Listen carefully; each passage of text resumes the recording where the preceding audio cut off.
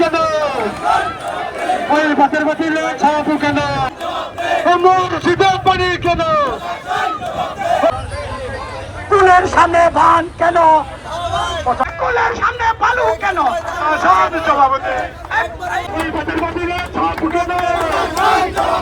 ওই কুলের বাতিলে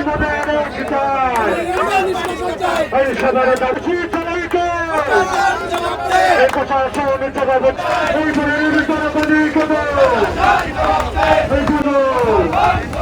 এই পৌরসভা জবাব চাই।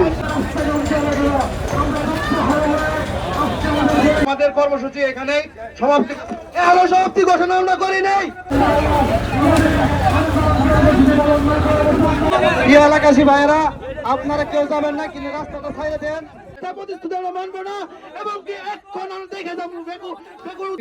এই বিলের সামনে বর্তমানে এক একজন প্রজেক্ট কইরা মাটি দিয়ে পুরা আমাদের কয়েক এলাকা নিয়ে প্রায় 500 একর জমি পতিতপুরে আছে, পানির নিচে ডুবে আছে।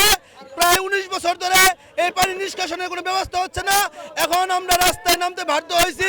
স্কুলে পানি ঢুকে যাচ্ছে, মসজিদে সাপ ঢুকে যাচ্ছে, ঘরে সাপ ঢুকে যাচ্ছে, পোলাপান থাকতে পারতেছে না, সাপ কামড়াইছে। আমরা আমলিক ফ্যাসিস্ট আমলে আঙুর মেলা প্রতিশ্রুতি দিছে, আমরা কোনো বাস্তবায়ন পাইনি। আমরা প্রশাসনের দৃষ্টি আকর্ষণ করছি যে আমাদের একটাই দাবি, এলাকাবাসী একটাই দাবি যে আমাদের পানি কেমনে এই নিষ্কাশন করবো, এটা আমাদের দাবি। আমাদের আর কোনো দাবি নাই। যদি বাঁচাইতেই না পারি, আমার লজ্জা করে জামালপুর পৌরসভায় বাস করি। আমার পৌরসভার কর্তৃপক্ষ কি কাজ করে? আমাদের ধানের জায়গায় পানার চাষ, কুলের সামনে বালু ভরাট। এই যে পুকুর এবং ভরাট করাতে এই পানির আউটফলটা বন্ধ হয়ে গেছে, পানি চলাচল করতে পারতেছে না, যার জন্য বাস স্ট্যান্ডের পূর্ব পাশে এই জলাবদ্ধতার সৃষ্টি হয়েছে। আপনারা যাতে কষ্ট না করেন, এর জন্য আমরা আজকে থেকে এই কাজগুলি শুরু করে দিব, আপনারা সহযোগিতা করবেন। আজকেই ওনারা কাজ শুরু করবেন, আজকে থেকেই, হয়তো এটা হুট করে হয়ে যাবে না। এখানে ওনারা কাজ করবেন, আপনাদের সহযোগিতা লাগবে। আপনাদের বাড়ির পাশের একটু রাস্তা যদি ছাড়তে হয়, সেটা ছাড়তে হবে ড্রেনেজ সিস্টেমের জন্য। এটার জন্য অনেক সময় দেখা যায় যে কাজ বাধাগ্রস্ত হয়ে থাকে, সেটা আপনারা করবেন।